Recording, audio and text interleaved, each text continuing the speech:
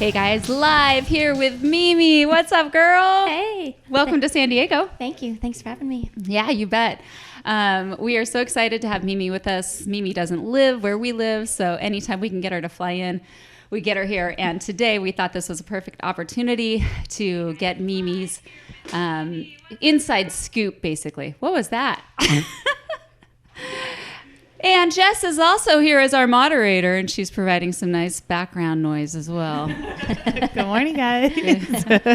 So while Mimi and I are talking, we are going to be asking you to send in your questions. Jess will then read those questions, and then I will let Mimi answer them. Okay. Okay, sound good? Yeah. Okay, so let's get right to it. Ready? Ready. How did you find Studio Sweat? Oh, gosh. I remember I was Googling best spin classes in San Diego. What? Yeah. And it was over, gosh, was it almost 10 plus years ago? Yeah. Yeah. Yeah. Well, I will tell you that tomorrow it's the 21st, right? Yeah. Tomorrow is our 10-year anniversary. So 10 years ago, Studio Sweat in San Diego opened. So it was probably about 10 years ago. Yeah. That's awesome. So did you go to the first studio? Uh-huh. Oh, Yeah. That was a hole in the wall. Yeah. And those are always the best places, right, though? Okay, so you came and you started taking spin classes there? I did. Yeah, just as a guest. Yeah. Right. I was teaching back at home. Where's And home? Salt Lake City. Okay. And so I come out here to see family. Yeah. And I love going to other instructors' classes. Me too. Because I love to steal their stuff. Me too. When I The can. best instructors always steal other good instructor stuff. Yeah. So I was coming to learn and have fun and get my workout. And so it was perfect. And I've been coming ever since. That's awesome. Yeah. That's so cool. And then how did, do you remember how I found out that you were an instructor? Because you're like me. Some people go into other people's classes and they announce, oh, I'm an instructor. I know.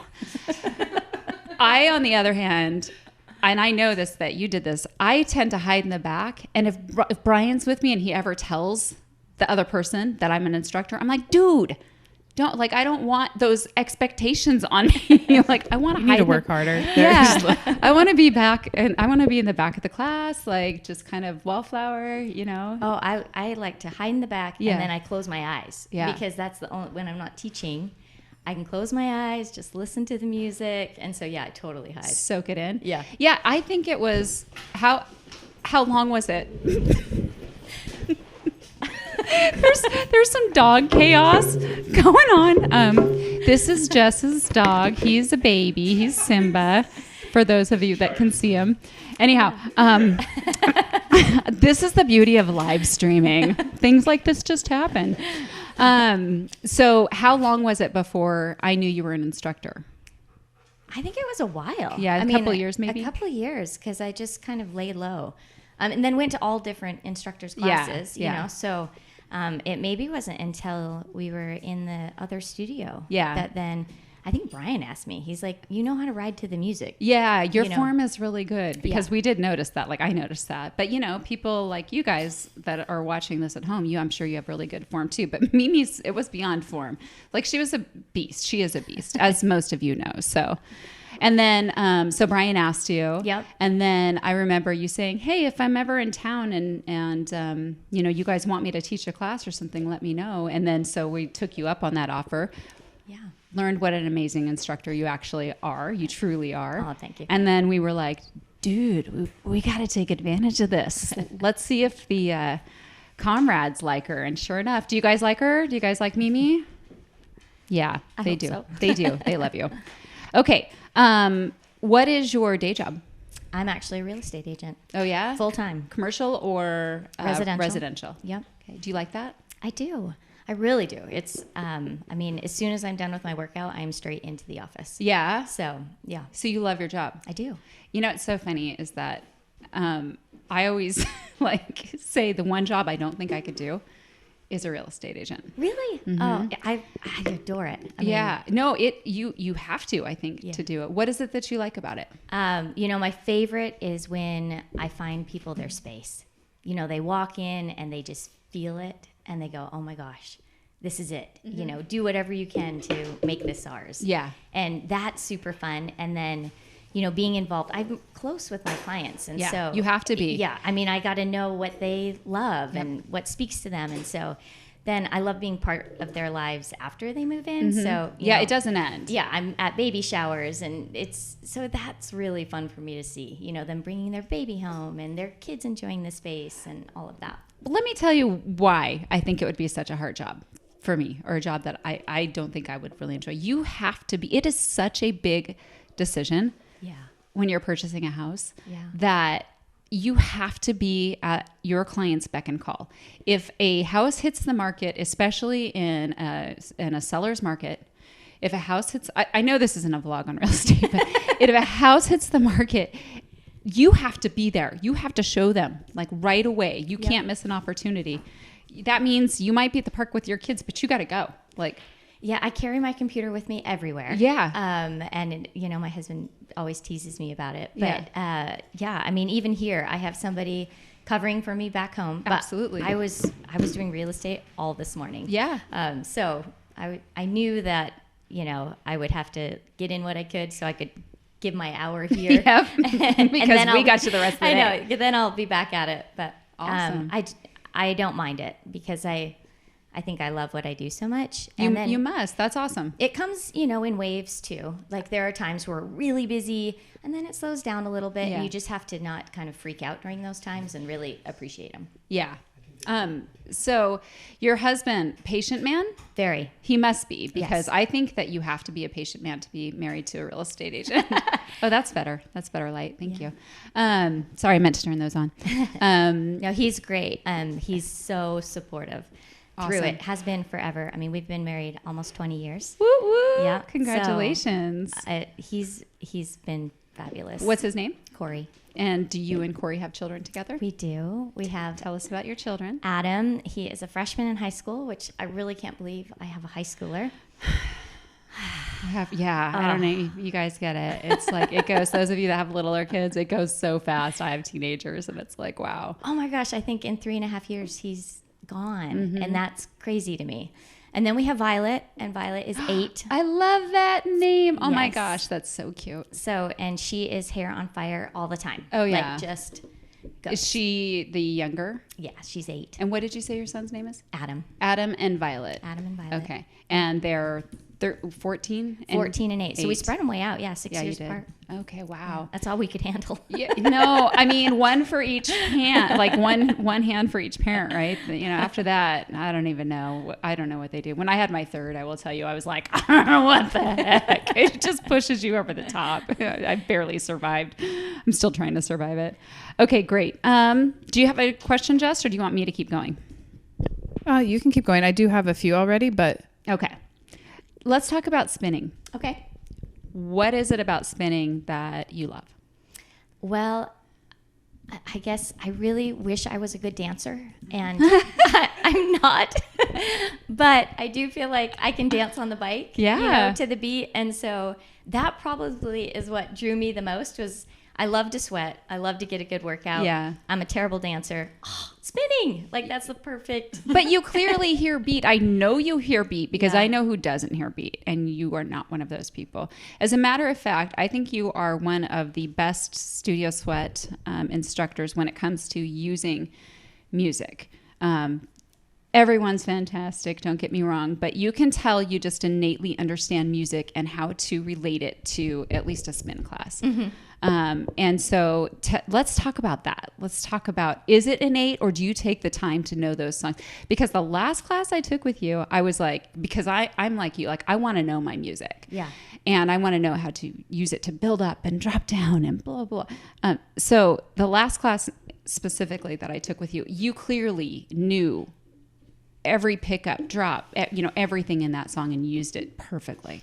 Oh, thank you. How'd you know that? Well, How'd you know that? How'd you know that? Well, I do have the music playing in front of me with a scratch pad. Yeah. And I'm looking as the song is going while I'm listening to it to the seconds, the second marks as the song's going through. Yeah. So do you jot down at 45? Yeah. Totally. And then I'm listening to the chorus like, okay, it's 25 seconds long. Do I want to climb to that? Do I want to sprint to that? It depends on kind of the beat pickup and those type of things. Yeah. But I'm totally OCD where if my playlist, I have each second accounted for. What I want to do for it. Yeah. Well, that's awesome. I mean, that goes to preparation for sure. And I think that that's one of the things that you can do to make a fantastic spin class is know your music. So those instructors that are watching, that's key. I think it's also cool for those instructors that can literally just get on a bike and whatever's on, they can make it work. I can't do that. Yeah. I actually can, but it's not as good. You know, it's not as good as when I know every pickup. And I think when that happens to me, like I've had it, you know, where your music doesn't work and you have to throw in an old school CD or something like that. I just feel like I'm constantly climbing to 65 RPMs because, you know, that's the consistent beat. And trying to find the variation is harder for me. For sure. Yeah. For sure. And that's one of the things that you have to, as a good instructor, do in a spin class as compared to pretty much any other workout is you have to use varying BPMs when we say that, or beats per minute. If you're doing a step aerobics class, if you're doing a strength training class, those are always set. Set BPMs, 128 to 132 usually. Whereas spinning, like I've had people, same thing, hand me a playlist that's like all 65. I'm like, what am I supposed to, like, I guess we're going to climb for like... You know, hill repeats again. Do you tell people, your students, do you tell them that when you're going to go off tempo? Yeah, because I do have songs, you know, where I'm like, okay, we're going to build speed on this. We're going to be ahead of the beat, you know, and then chase it or something like that. Yeah, exactly. Yeah. I love that too, because that's the thing that just let them. It's fine. Just so the dogs are going to come in and say hello. So hi. This is Sandy, everyone. She is mine. Where was I? Sorry, I got distracted. Getting ahead of the beat. Yes, exactly. So sometimes I like people to understand that you don't always have to use the beat. No, and almost all of my workouts, I'll have at least one song where we're ahead of it to be able to build to a sprint. Yeah, exactly. So I don't think you have to be on it all the time. But if you have those people that are taking your class that are so like, they are so beat driven and they think you're making a mistake. Like if you're not on it, I'm like, no, I'm not making a mistake. Right. This is by design. Yeah. So, okay, cool. What's your favorite type of music? You know, I do love like electronic stuff where I can totally zone out to a heavy beat. I think that's probably what I would choose to work out to. Okay. The most. Yeah. What about, just in your personal life off the spin bike or outside of the gym? What? I probably like Americana. Yeah? Yeah. Okay, so that's your vibe. Yeah. Nice. Kind of folksy, like that. I would totally, that's what probably Corey and I have playing in the kitchen during dinner time. While you're making dinner. Yeah. What's your, if I had to ask you, or if you had to pick one song, Mimi, what's your favorite song? If you had to listen to it, it was the only song that you could listen to for the rest of your life. I don't think I can't. Too hard? Yeah, too hard. Too hard? Okay, well, keep it in the back of your mind. Yeah, that would be too hard. Gun to your head. Favorite song? You know, right now what's running through my mind is Violet singing to the new Olaf song on Frozen. And I would listen to her do that a million times because it is the cutest the best thing ever. I'm telling you, Frozen 2, Yes. Nice job. Nice job. I even liked, the theme song, and I love Panic at the Disco's version of it. It was so good. Yeah. They nailed it with Frozen 2. I think they really did. Yeah. Well, if you haven't seen it. The gun to my head, it would be Violet singing. That is so cute. And that scene, by the way, if you haven't seen Frozen 2, you need to do it. First of all, Eric, have you seen it? Okay, yeah. Jess? Oh, yeah. Okay. It was better than the first. The scene... Sure. Minus the crying. I cried. Well, sure. Yeah. But the brutal honesty in that song when he's giving the quick version of the first movie, like, parents dead. Like, it's like, whoa. I loved the candor. It was so good. Okay, very cute. Okay. Okay. Do you want to do some of these over here now? Yeah, because there's some pretty good ones. Yeah, you go for it. Okay, so Mimi. Yes. Whit Oliver is from West Virginia. This is a great question because I'm curious. Okay. She wants to know which trainer intimidates you the most. And I'm assuming she maybe means like... Rebecca? Oh, no. Right. I mean, I'm assuming like workout wise. Like who do you like, oof, man, I'm going to go get a killer workout. Yeah, when she says intimidate, that's why she didn't clarify. So I guess I could ask her to clarify, but I'm just assuming that's because I know that's what the comrades normally talk about. They're like, holy smokes, I'm scared. Some people are scared of you. Actually, they're like, Mimi, not scared in a bad way. Scared like, I'm going to get a killer workout from Mimi. Yeah. So that's probably what she's asking. Well, more of it comes probably to the strength workouts, you know, and I look at when Brian does heavy. Yeah, those are good. I'm always like, oh, dang. Yeah. I'm going to be sore. He wants to do those man moves, as we call them. Yeah. But they're a good challenge for me. Absolutely. And then, Rebecca's, I think, boot camp type stuff is it her tempo, her pace? Is it like her moves are just combos and they're tough? Is it because you have quite an energy like she does, you know, like go. She's so strong. So I think part of me is like, oh man, I don't know if I can hold that. Like I'm on my knees. Well, you should. I tell people all the time, you shouldn't even try. Like just look at her as inspirational. What about from a spin perspective? Who is your favorite studio? And it's okay. You don't have to say me. As a matter of fact, I'm going to rule myself out so you don't feel that pressure because I know you pick me. But other than me, other than Cat Calm, your favorite spin instructor, who would you say you jive the most with? Like whose style do you resonate most with? So I'm not going to answer that question fully, because I love going and doing a Bethany workout. Yeah. Some days. Yeah. The variety. Yeah. I love doing a Brian workout because I know he's going to be on beat, on point, you know, the same way. I love Miriam's workouts. They're crazy and fun and just so different. Mm-hmm. So, a new one's coming out with her, by the way. It's been a while. So so I guess, you know, those are ones I'm looking at the schedule going, I want to hit those. Yeah. That's good because you totally do get a variety. Yeah. With those. Those are three very different instructors. Brian and I would say the most similar with our style because he's taken like 1,000 of my classes. But those are very different instructors. But I love the combo of all of them because I feel like it's, you know, it's such...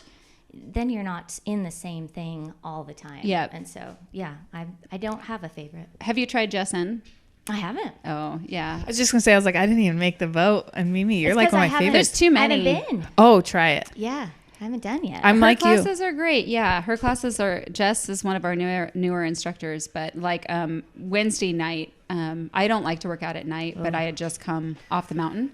And I just needed a good workout. And I was like, well, because Jess is teaching, I'm going to go. But it was partly about mood, too. Do you find that? Like, do you get in moods for, you know, I pick my classes sometimes depending on my mood. Oh, yeah. I mean, nighttime classes for me, I got to have somebody high energy. Exactly. Like, ready. Because all I want to do is show up. Right. And have them tell me what to do. Yep. Because I have no motivation at that point. Exactly. Yeah.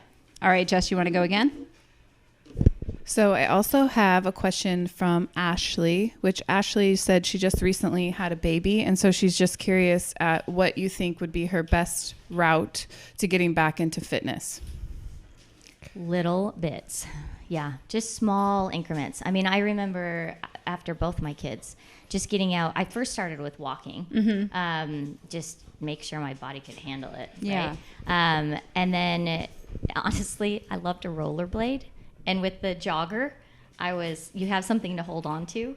Clearly it wasn't winter in Utah when you were doing that. Both my children were born in the summer. Oh, okay. But yeah, I mean, that's easy on the body.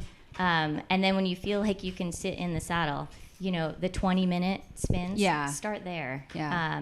And then work your way from that point. But I would say, you know, if you're getting in 3 days a week after having a brand new baby, that's huge success. Yeah. So. Exactly.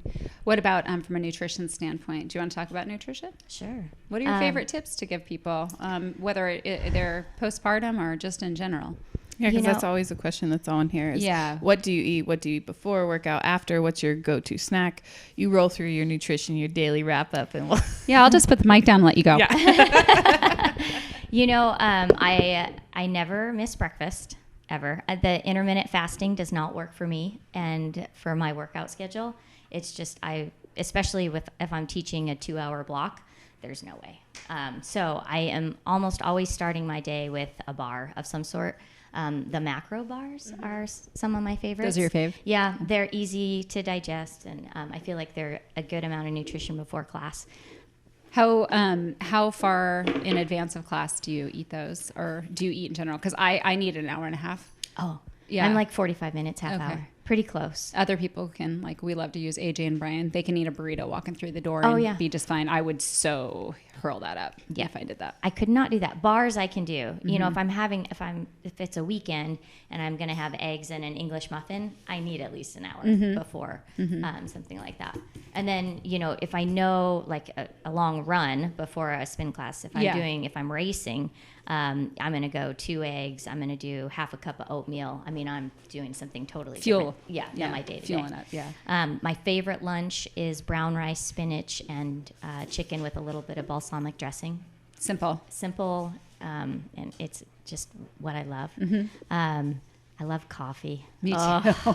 Me too. I do. God, we are a lot alike, BB. Oh, I could drink coffee all day if I could. Yeah. But I can't. But you should. I should. But I will tell you, after teaching 2 hours, the first thing I want is a cup of coffee. You want you want that new caffeine boost. Yeah. So what kind of coffee do you drink?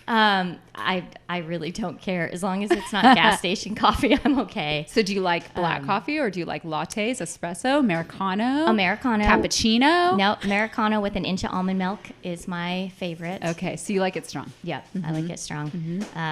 There's this... An inch of almond milk, though, like that lightens it a lot. Yeah. Like, I drink it black usually. I used to, and then I found this creamer I really like. Yeah. It's called Super Creamer, and it has MCT oil in it. Oh, which is filling, by the way. Yes. So that is, I'm totally digging. I am using, one of my new things is I do a blend of the week. And Brian and I make this big batch. Like if you go in my refrigerator right now, you'll see it. And we make it different every single week, but we make enough for the whole week for both of us on Saturday or Sunday usually. Yeah. And we do put like a little bit of MCT oil in that as well. Yeah, MCT oil, protein powder. We use a plant-based protein powder, and then just like different fruit every single week. Yum. Yeah, you would love that. That sounds great. Yeah, you would totally dig that. And then dinner. Dinner, you know, we are not big people who go out to eat, so it's a huge mixture. I mean, the kids will eat anything.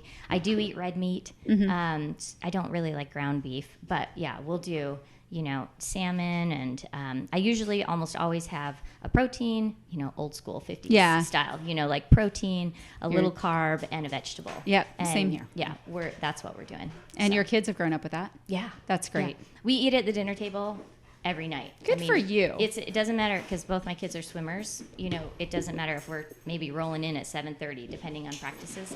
But you're still going to sit down. We're going to sit down and have dinner together. That's awesome. Yeah. That's your time every day. Yep. Yeah, I love that. I know so many kids that say, I was just talking to one of Chloe's friends, and she said, yeah, I don't think we've ever sat down at the dinner table to eat. So it's like foreign to her when we do that here. And she's like, what's this? Why are we all at the same table? Here? Yeah. Well, it was for my husband. I mean, he was like special occasions only. And then, you know, he realized how much he enjoyed it and said, we're going to do this. That's awesome. All the time. And so now it's just your thing. And now it's what we do. It's not optional. It's black and white. I love it. Snacks?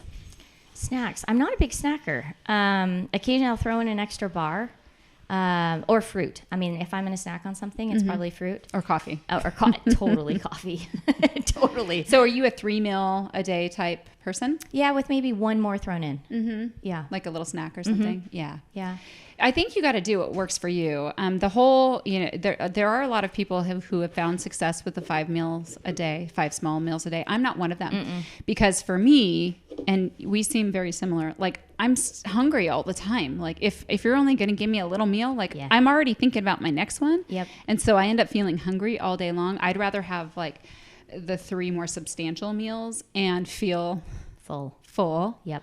And then I'm not hungry again for quite a while. And then there's Miriam's tricks, of course, that always work so great, which is like actually, and if you're sitting down with your family, you're experiencing this, you're tasting your food, you're looking at your food, you're enjoying it. You're not like, and not to say we don't ever do this, because I know you do, because in the job that you have to eat at your computer sometimes. Yeah, I was gonna say, and I'm driving in the car. Yeah, exactly. Yeah. But whenever you can, it's good to do that. Okay, well, there you go. Any other questions about Mimi's diet?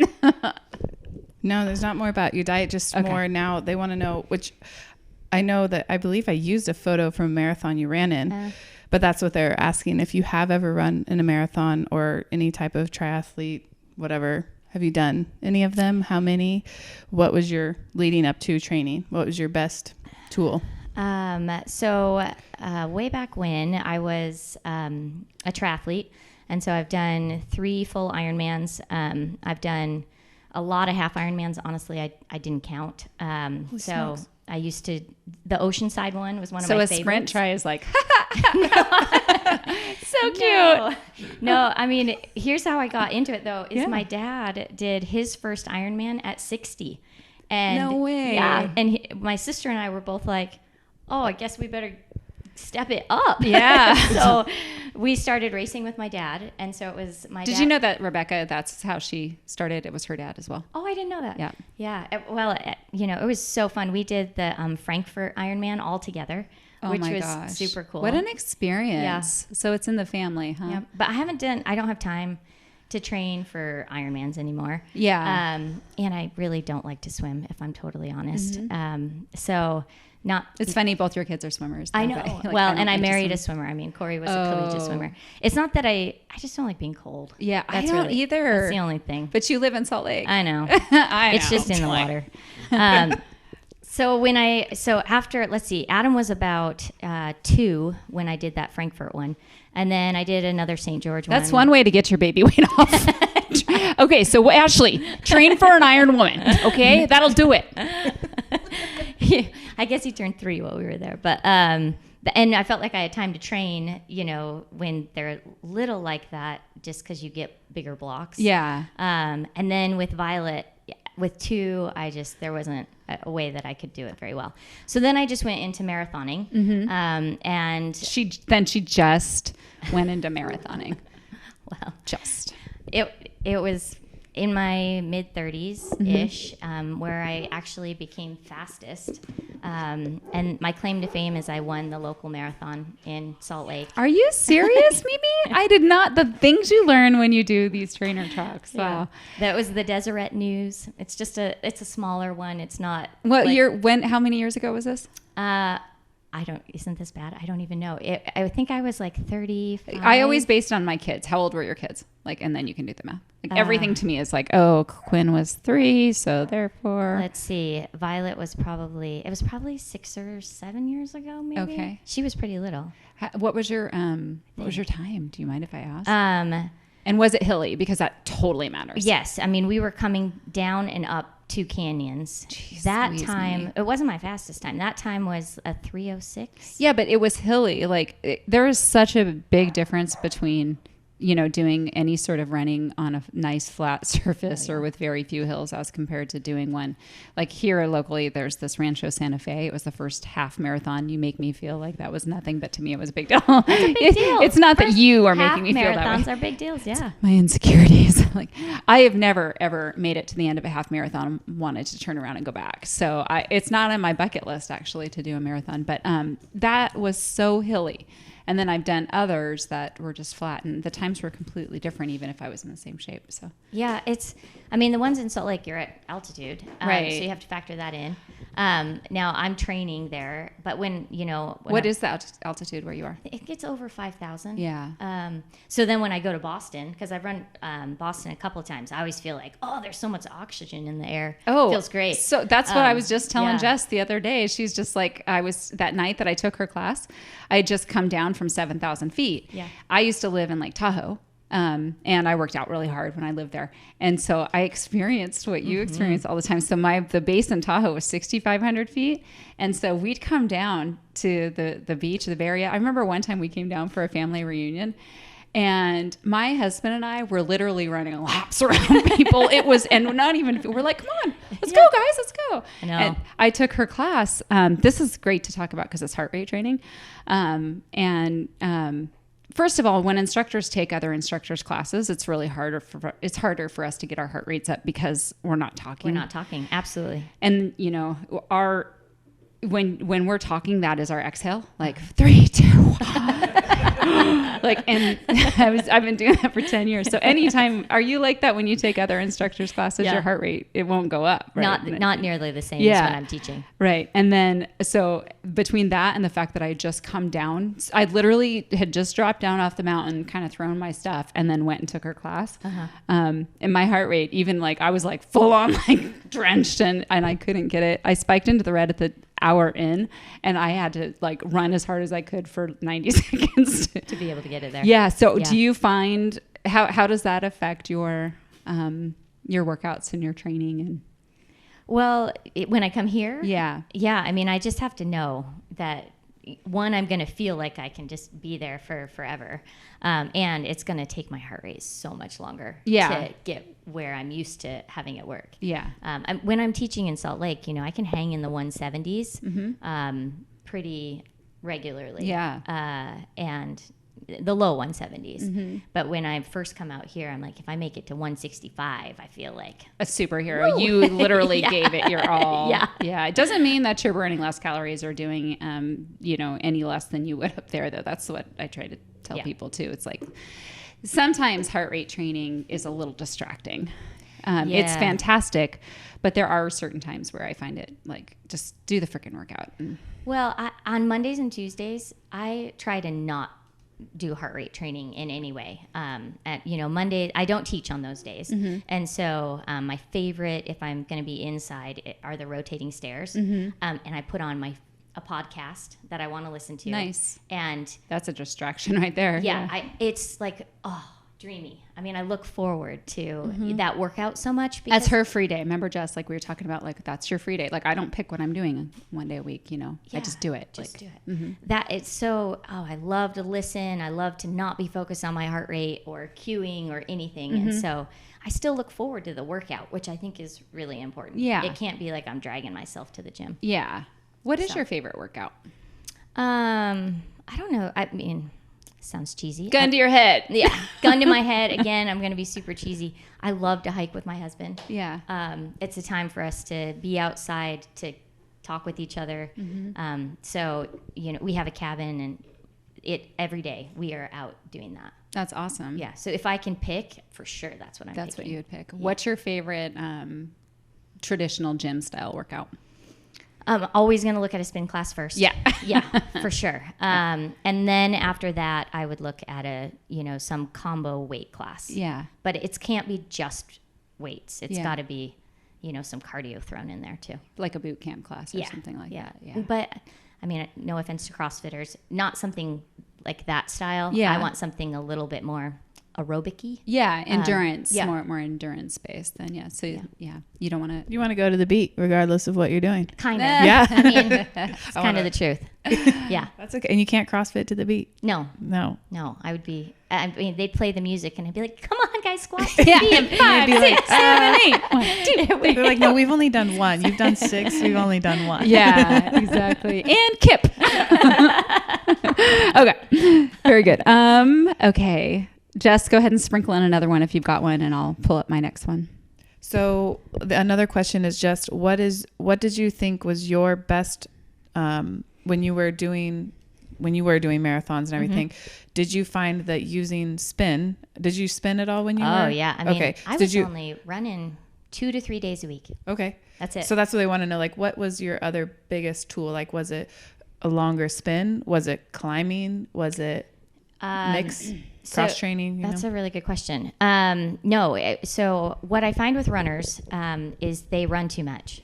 That's why injuries happen to runners all the time. I know. And I really, knock on wood, was never really injured during my running career, which is truly amazing. You definitely had to have been doing something right. And it's because if I wasn't spinning, I mean, I did throw in some weight training. I do think that's really important. Sure, to keep everything strong and healthy. All your joints are supported by your muscles, and so. So I was spinning maybe 4 days, 3 to 4 days, running 2, and then weight training in combination with a spin day. And then I always take a day off. Great. No. And it's not like... You should repeat that for some of our people. Yeah. Do you take a rest day, Mimi? I do. And I think, and it's not I throw in some bar and I do some yoga and no. You take a true rest I day. am not exercising. I am doing other things. I do too. Me too. So it's also good to just, for someone who works full time like you do, to have that day where you can, so Thursdays is typically mine. Don't you just like, oh, guess what? I'm going to take a shower and it's going to stick. Yeah. I don't have to shower again. That's right. Yeah. I mean, I'm so big of a believer in a total rest day. Yeah. And, way back when in my 20s, I probably would go longer and not do that. And now I just think being in my 40s, absolutely. Yeah. It's necessary. I think so too. And not even just like during the week. Personally, like every 3 to 4 months, I think it's good to take a little bit of a longer stretch. I find it very, very just refreshing and healing for my body. So do you ever do that where you'll take, and a lot of times you couple them with vacation because you're traveling. And those travel days you're already, come on, if you're on an airplane and you're going, across the Atlantic and. I do. I'll go 2-3 days and then you get to the day that you can get a workout in and you're so excited. You slay it. Yeah. Your body is like ready. Yeah. And I think like if you're already tired and you're exhausted and you're forcing yourself to get a workout in, you're just making everybody else around you grumpy. I agree. So there's no reason to have this forced, like, if I don't work out, then I can't. You're all going to suffer. Yeah. I'm just kidding. Yeah. No, I tell Brian sometimes when he's traveling, I'm like, babe, you need to, like, if you had to pick between sleep and working out. Yeah. And you're not going to get sleep if you work out, then sleep because, and watch your diet. During the day. That's what I say. Rest doesn't mean, oh, shucks, fall off the bandwagon and eat burritos every day. That's really the day that you probably should have your nutrition on point. On point, right. Yeah. And to be really focused on, really nourishing your body for repair. Yeah. Because that's when you eat your quinoa. Yeah. Yes. Yeah, exactly. No, yeah, I 100% agree with you. Do you have another one? Because I have another one.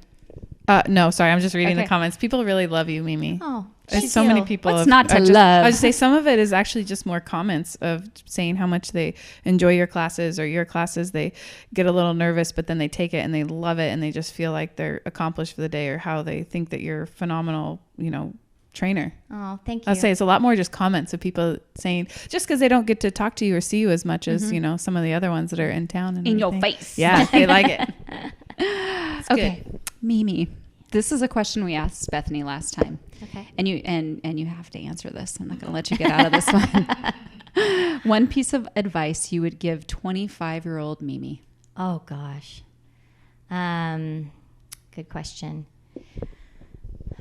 I would probably say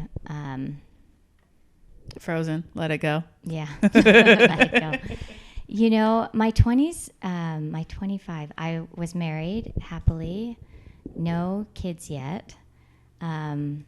Probably still learning how to exercise and eat responsibly. And so I would say that, your diet is so important, but nourishing yourself is really important. And I don't know that I did that in my early 20s. Like truly. You're not alone. Yeah. Nourishing. And so that's probably the knowledge of knowing, what is really good food for you. Because I think in my early 20s, we were still a little bit in that fat-free definitely. Era, we ate the carbs, but not. We're like, but it's fat-free. It's fine. And now it's organic. Yeah. I'll never forget my husband. We made a quesadilla with fat-free cheese in it. Did it melt? And it was like rubber. And you were like, and he's like, why are you eating this? This is not even healthy. And this is not even food. This isn't food. Yeah, this is plastic. The dog sniffs it and walks away. You're like, well. So that's what I think. Yeah, if I had a better idea of what nutrition really should be at that age, I think that's probably what I. So you would give the advice to your 25-year-old self to find out. Yeah, to learn what really being, what a nutritious diet looks like. Because at that time, even though I was studying, exercise and sports science and all of that, I don't know that I truly ate what was nourishing. Yeah. Well, you're young, and I don't know, what was it like for you growing up? What did your family sat down and ate together? Yeah, they did. Yeah. Okay. Because for me, it's really interesting. People just kind of assume that I grew up eating healthy, but it's not at all true. My mom, our countertops were littered with snacks and processed foods, and at all times. What was it like for you? Well, we didn't. I was telling a story last night. My sister and I would be in front of the television. My mom would come down with popcorn, and she, real butter. Nice. On it, and then we'd have caffeine-free Diet Coke in our cups, and that's what we were having, is this popcorn and caffeine-free Diet Coke. Yeah. But my mom and dad, it was kind of typical meals at that time, where it was tuna fish casserole, and you can make a healthy version of that. I know how. Yeah. See, it was not the healthy version. Yeah. They were. It was just typical. Did they family have meals. Broccoli with it? Or? Yeah, absolutely. Okay, so you grew up always having, you kind of even grew up with that traditional plate with the carb, veggie, completely protein. Yep. So you're lucky, to be honest, that you did, because a lot of people don't. Yeah. So many people don't, know that, and maybe the portions are supposed to be different than your parents served out, and but it sounds like they did a pretty good job. I really think they did, because I look at my husband, his family, grew up, they owned a drive-in. And he grew up on drive-in food. Wow. But he was an amazing swimmer, so he could kind of eat what he wanted to at that age. But, for him to have anything outside of a salad that wasn't iceberg, it was kind of... with French dressing. Yeah, it was totally different. Do you remember that? Yeah. Like, Wonder Bread. Brian loves to tell this, one of his mom's go-to meals was called cream of chicken or something like that, but it was literally just like a can of soup dumped over Wonder Bread. Oh, that sounds so good. So delicious. Well, they thought it was the bomb. Like, back then, that was dope. Like, yeah, Ma, thank you. So how did you learn? A lot of reading, definitely. My degree's in exercise and sports science, so I took a lot of nutrition classes. But I think nutrition has changed so much even since I've come out of school. It so has, yeah. So a lot of it for me is reading and kind of taking the version of, real foods. I read a book called Real Food, and it was really impactful to me. And I just listened to this great podcast called The Anti-Diet. And those types of things are kind of what fuel... no pun intended. Yes. me. Because, but it's really just... And not getting on any fad, anything. That is bad. Yeah. Right? Yeah. It's so hard, though. I mean, people, especially when they are looking to lose weight, it's just so hard not to find that quick go-to... something that's going to help me lose 10 pounds in a month, which, I say that and people are like, that's not that much. Yes, it is. And it's always relative to your base. It's going to be a lot easier for someone to go from 200 to 190 than it is from 140 to 130. Oh, yeah. And virtually impossible that second, the ladder. But if I am 200 looking to go 190, like, I could see me wanting to do something extreme. Yeah. And it's not the long game. Well, and I kind of think that the whole idea of restricting. Yeah. And then you just hit a wall and you're like, oh my God, I can't restrict anymore. And so you just fall off the wagon hard. And I would much rather it, look at somebody and say, let's make it a lifestyle that, this is your day to day. And when you go out with friends and you want to have a cocktail, do it. Yeah. That's do okay. It. Yeah. It just can't be every night. Right. Yeah, for sure. It's just, I think it's really, I've had enough training clients in my life that it's like, it's so, hard to see. You don't see that quick change that, that's where I actually think tools like heart rate training can be super helpful, because like that instant gratification of you get this message sent to you saying you just burned 600 calories. Yeah. And if you in exercise science, okay, well, 3,500 calories equals about a pound. And, you start doing stuff like that. There's things that you can do. But one time I told someone that they happen to put a shot of Bailey's in their morning coffee every day. Oh, every morning. Wow. And I was like, did you know if you cut that out, you'd lose 10 pounds in a year? Yeah. Just from doing that. And that's thinking long game. And a year's not really that long. I mean, it seems long when you're younger, but you think of it that way. And then I did the same thing. Like I used to have a glass of wine every night because it was like being an entrepreneur, like business, like my mind is going crazy. Jess knows, she gets texts from me in the middle of the night sometimes, but like it was my way of saying, okay, I'm done for today. Yep. And then I did that math finally on me. And I was like, oh, wait a minute. If you just do every other, and that was one step, right? That's like 10 pounds. Like I was like, wait, I got to take my own advice here. Yeah. So yeah, thinking about things like that. Any other advice nutrition wise that you like to share with? If you are competing, fueling is super important. And so I used to train athletes, and just putting your nutrition plan in place and sticking to it is really, really important. Yeah. Yeah. Did you use any of that somebody literally just asked something that you kind of are touching on? So I just want you to maybe elaborate. They're asking Andrew, actually from Scotland. Yeah. He's asking if you use any of like the energy gels or any of when you're marathoning, or do you just? Oh yeah, you have to. I mean, I had to. Yeah. I guess I should say. Yeah. And I found that there were energy gels that I was okay with, and some that others that would make you puke or not. give you the jitters. Or... and I will say, it was a lesson learned. I did have a race where I got behind in my electrolytes and ended up in the ER. No way. Were you in rhabdo? No. Oh, okay. But it, I just could not catch up, and so I ended up in the ER. They had to give me an IV. And that was the last time I made that mistake. Yeah, no doubt, right? So my electrolytes, I'm carrying electrolytes. I don't like Gatorade is too sugary for me, and that's what usually is in a lot of the races. So I'm usually carrying electrolytes, and then I even have the powder that I'm carrying. In what form are you carrying the electrolytes? So I have it already made in one. I use a carrier thing.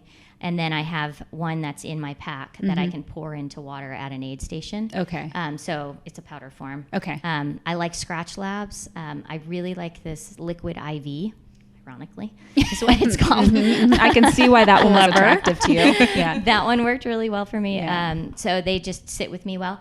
And then I am sipping on that through a good portion of the race. And then when I get to about halfway, mile 13, I'm alternating electrolytes and water. That's just because smart, too many electrolytes, you can get it's overloaded. too hard on the gut. You can go or either the way. sodium. Yeah, it just gets too much. Yeah. And then I do gels as well. And I would say that's what it's just gels. yeah, so gels, I'm a honey stinger fan. So I will. You have such clever, cute names. I know. It doesn't surprise me. I don't think you'd be like, this is muscle milk. I like honey stinger. Yeah. I use those every 45 minutes. And then right before the race, I actually am taking 4 sports beans just as kind of a start out. Yummy. I would say Liz, do you know Liz Smart? Liz Smart, yeah. They used to come into the studio and then she moved up to Northern California. Short blonde hair, really cute. Probably, I'm sure. She's saying that she uses that liquid IV and she really likes it too. Love it. Yeah, she's a runner for sure. Yeah, it's my new fave. Good. What is, you said you used to train athletes. Let's not actually talk about the athletes. Let's talk about the general person that is deciding that they are going to go do a marathon, half marathon, triathlon. What's one of the number one mistakes you've seen with those people? They don't follow a training plan, and they don't dial in their nutrition. Those are the 2 biggest mistakes I see, because you have to practice the nutrition that you're going to use. Thank you. That's what I was looking for. Yeah, you have come on, get there. Even the clothing. Yeah. Like wear the clothing that you are planning on racing in, because you don't know if it's going to chafe or do something funny. the day of. Yeah. And it's the same for the nutrition. Yeah. Like you have to eat the breakfast you're going to eat. You have to. Like one of the things that's kind of like a little bit of a pet peeve of mine is coaches, meaning of youth and teen soccer teams, swimmers, whatever. They'll still do these carb loading parties. And I'm like the kids will have like a big game the next morning or something. And I'm like, oh, please no. Because you're completely changing their diet. All of a sudden they're going to, let's say they don't eat peanut butter and they're eating like extra fat or something and they're going to poop themselves on their own, like run, It's like. Well, my nighttime, so before race, and I heard this from a professional triathlete a billion years ago, what he had for dinner before a big event, and it's French toast. French toast. Because, you want easy digestible foods. Yes, exactly. A little bit of fat, a little bit of protein. A little bit of carb, and a little bit of sugar. Yeah. Like fill those stores a little bit. I like that idea. Yeah. French toast, it's what I tell my athletes. Yeah. It's what my kids have before they have because there's eggs on it. Yeah. So that's what Miriam's a big fan of French toast, actually, like with wheat bread. And it's not acidic, which having the night before, pasta with meat sauce, I think is bonkers. Yeah. Well, I know. It's just like this old school mentality. And then the other thing they don't do is they stretch the girls with, I've seen this time and time again. I have a teenage daughter, they'll stretch the team using static stretches before the workout. They'll just be sitting around doing static stretches. And then at the end, they don't do any stretching at all. And, I don't know how we pivoted there, but I don't know. It's just one of those things. So let's educate our educators when it comes to stretching, at least post-workout. They do the dynamic pretty well. Like a lot of them are pretty good at knowing they need to do the dynamic work, warm-ups before, but then they don't stretch them afterwards. Talk about stretching. Yeah. Well, I'm terrible at it. Are you? Yeah, I'm a bad example. Yeah. I'm getting better. I'm getting better. But it only took us how many years? Over 40 years. Over 40 years to get better at it. To figure out, when you're 60 and I'm here interviewing and I say, Mimi, what would you tell? What would you tell 42-year-old you? Yeah. I know my answer is going to be why didn't you should, make sure you're getting your stretches. Okay. All right, Jess, you go. So one of the last ones actually that Liz just asked is how do you on a spin bike isolate more of a quad versus hamstring work on the bike? I think, seated hill climbs are going to be a great way. That drive over the top is going to get that quad, because it's the bottom pull up that gets the hamstring. So, really focusing on the drive over is going to be quads.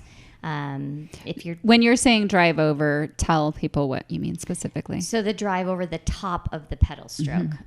So instead of focusing on pushing down, you're focusing on driving the foot forward in that rotation. And then that also helps you on the upswing. So it's not like a heavy, I'm driving down movement.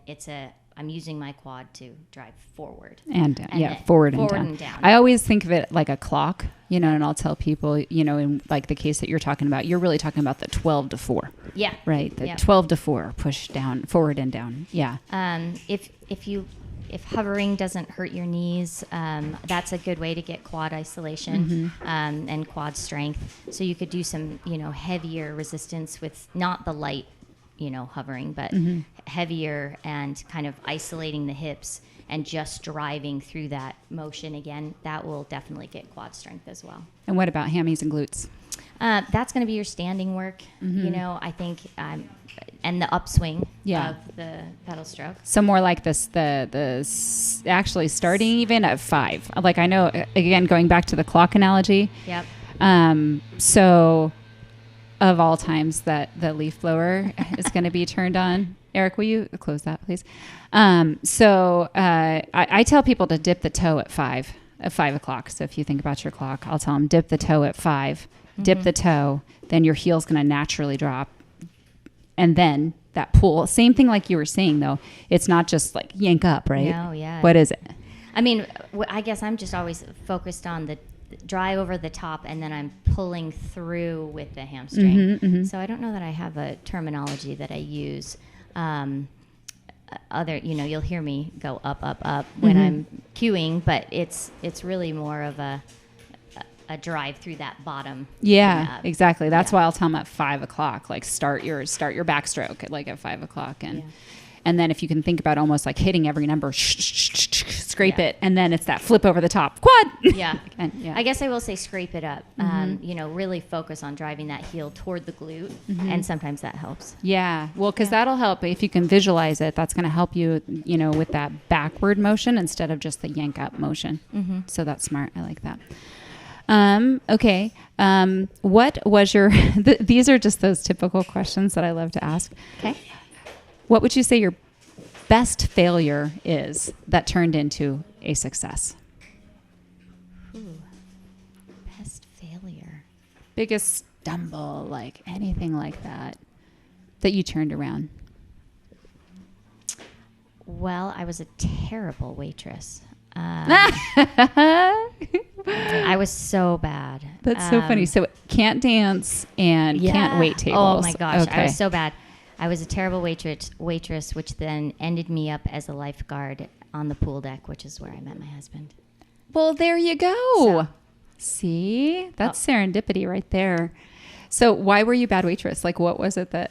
I remember people yelling at me for how I placed eclairs in a box. And, usually I'm one of those who wants to be perfect at everything that I do. Yeah. And for some reason, food service, I was just bad. I didn't know what I was doing. I didn't. How long did you do it? Oh gosh, a year. I think is all I made it. Was it the worst year of your life? It was the worst year. I have a scar on my hand from when I cut myself. It was a massive failure. Oh my gosh. So what was it? A sit down restaurant? It was a coffee shop that, coffee. You were like Rachel. I was Friends. Rachel. I was totally Rachel on Friends. Like they would ask for something and it would just be wrong. It would just be wrong. And it would be your fault, not the cook's. Totally my fault. Oh my gosh, that's so funny. Yeah. I waitressed for 5 years. That's how I paid for college. So well, and it was my freshman year. Yeah. And I was like, okay, this is how I'm gonna pay the bills. And I seriously was so bad. They didn't ask me back after, I left for the summer because I was a camp counselor and they were like, nope, all full. We do have a position as the hostess though. How do you feel about that? Or do you wash dishes?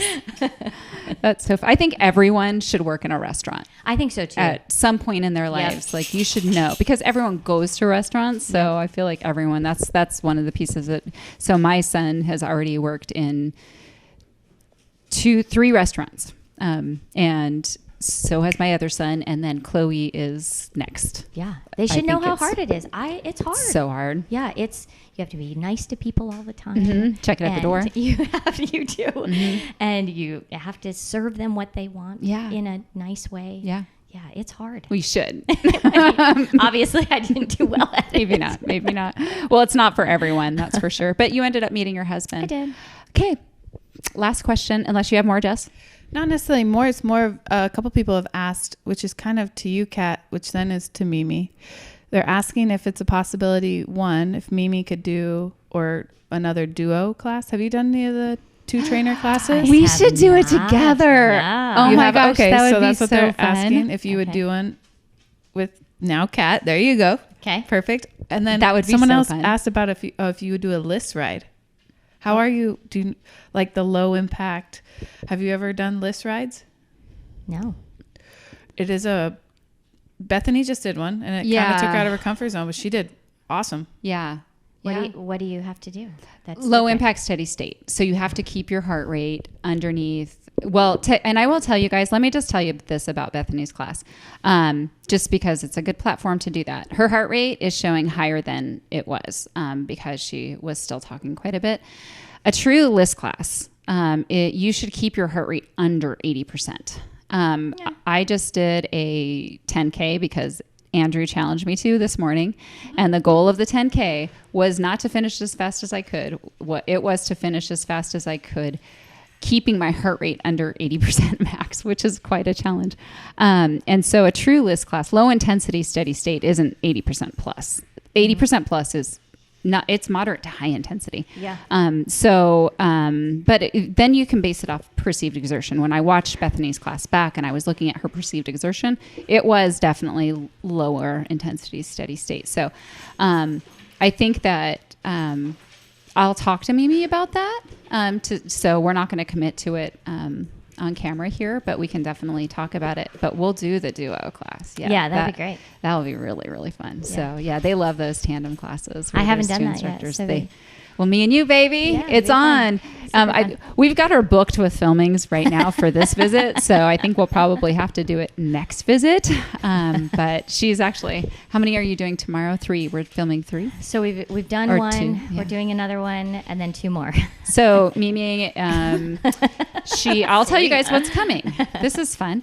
So that was the other questions. What was her next? And I tried to answer. I know I looked at the calendar, and I think March 1st is one of the first ones that comes out. But you can tell them what exactly it is that are coming. I don't have any idea what order they're coming out. I just know it's what we're getting from her. We're getting a tread sculpt. Yep. And you're gonna love it. Can they do it outside, or do they need to be on the treadmill for it? No, if you just want to listen to it. Yeah. Well, it has. I've got you going up in percentages, so you will. It's easier on the treadmill, to be controlled. Yeah. But if you can find a hill source, you could probably do it. Okay. Yeah, it'd be you could do it outside with a hill source and do the uphill and then the speed work that I've got going downhill. Okay. So you could cool. combo Or it if there's way. a flat that's like off of it. So yeah. Okay, so there's a tread sculpt coming. There is a she's got a strength training workout that's coming out. Do you remember how long that one is? 30-minute strength coming out, and then she's got a 20-minute I am going to kick your butt spin class. Yep. 0 to hero, right? Yep. On that one. Yep. Is that it? I feel no, like and then 45-minute spin. Oh, a 45-minute spin that we're filming in actually a different style. Yeah. The videographer just got here for that one. He just walked through the door. We're getting ready to film that now, but it's going to be filmed in a little bit of a different style. It's going to feel more like you're riding with Mimi than being instructed by her. It's going to be like if you've ever taken a class where the spin instructor sits with you. It's going to be more like that. It's going to be a little bit of a different perspective, a little bit of a different filming style. So I am really looking forward to hearing how they like it. And I thought Mimi would be the perfect guinea pig for this filming style. They won't all be like this, but it's fun to throw something different in. So we've got her quite busy on her couple of days here. But we'll get to those other requests. And by the way, any requests that you guys have, you can send those into on-demand support at studiosweat.com. If you post them on the Facebook page, we won't see them. It's not that we won't see them. There's no way to track. Can you imagine all the requests that come in? Oh, you and Mimi should do a class together. Have you thought about using this song and that song? We can't track them there. So that's why we tell people. I almost emailed the leaf blower person. We know now. To tell them, Gardner, to tell them, can you please not come between 11 and 12? But it's kind of awesome. I mean, we had the leaf blower, the dogs. Mimi, you did awesome. Real people, real results. Yeah, it's true. It's how we roll. You know what? So many people are saying how they take their dogs to work and they appreciate that you are the dogs are here because they're all saying, "Oh my gosh, will I take mine to work?" And people are excited. It's this is it. They're your kids. It's what it is. Yeah, so but they're very excited for your classes, the tread sculpt, everything coming up. Yeah, are they lighting up about that one? Very excited. Yeah, and excited to see you. They're saying they're so excited to see you. Oh, thanks. Yeah, all right. I was really looking forward to coming back. And well, we're so glad that it's been a while. Usually we see her every 3 months, but this was a little bit of a longer gap between visits. So, Mimi, thank you so much for joining me today. And comrades, thanks for watching. And watch out for Mimi's workouts on Studio Sweat On Demand coming soon to a living room near you. All right. Thanks, guys. Signing off. Thank you.